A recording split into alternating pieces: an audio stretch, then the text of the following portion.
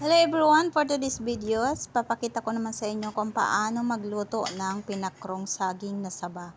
Ayan guys, yun nga po guys ay ginagawa ng mahilig sa mga snacks na native. For example, saba, tapos kamuting kahoy. Yan, unang-una guys, mapadikit muna tayo sa pugo ng ating paglulutuan.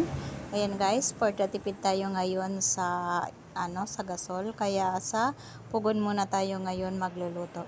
Ayan na guys, nagpapadikit na nga ako dyan.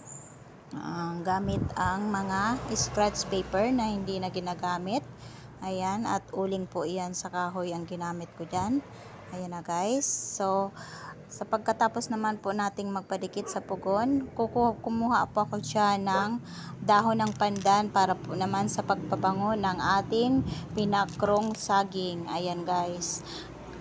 Optional naman po yan guys kung gusto nyo ng may pandan. Ayan guys, kasi marami nga po kami dyan sa likod bahay na itinanim ko din yan.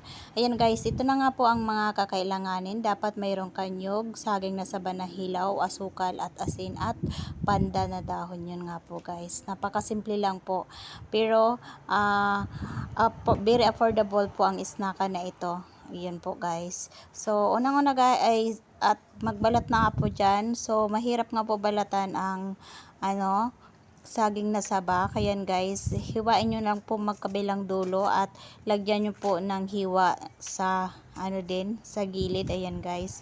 So at din guys, kailangan nyo din dyan ay may tubig dapat na paglalagyan yan kasi mangingitim po. Ay mag-iba po yung kulay ng saba. Ayan guys. Kaya nilalagay ko po yan sa sa plangganang may tubig pagkatapos kong balatan ang saba.